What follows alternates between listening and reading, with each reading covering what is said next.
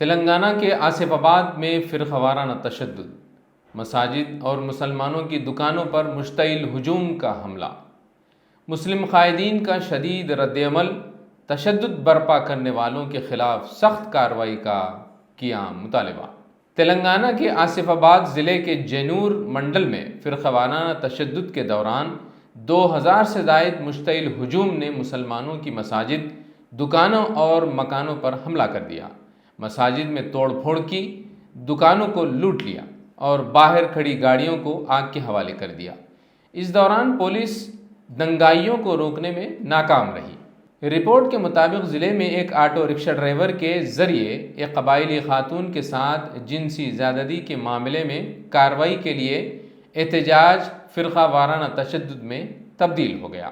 Social media پر گردش کرنے والی چند ویڈیوز میں ایک ہجوم کو بازار میں دکانوں کو آزادانہ طور پر نشانہ بناتے ہوئے دیکھا جا سکتا ہے، اور ضلع آصف آباد کے اس حصے میں کہیں بھی قانون نافذ کرنے والے مقامی اہلکار نظر نہیں آ رہے ہیں۔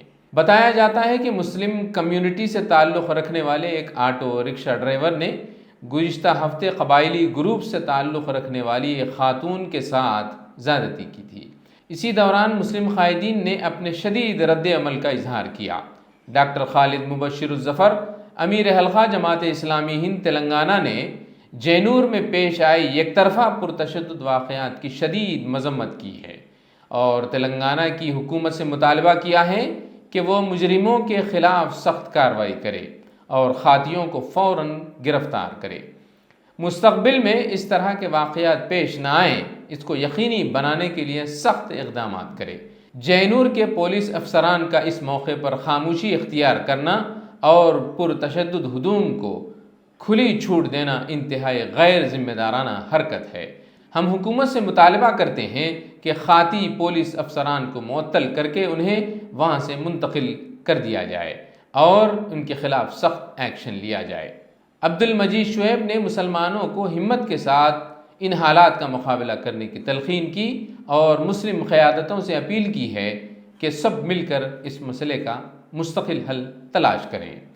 صدر مجلس اتحاد المسلمین اور رکن پارلیمان بیرسٹر اسد الدین اویسی نے جینور میں پیش آئے واقعات کی سخت مذمت کرتے ہوئے حکومت اور پولیس حکام سے خواہش کی کہ وہ تشدد برپا کرنے والوں کے خلاف سخت کارروائی کریں اور امن و امان کی برقراری کو یقینی بنائیں۔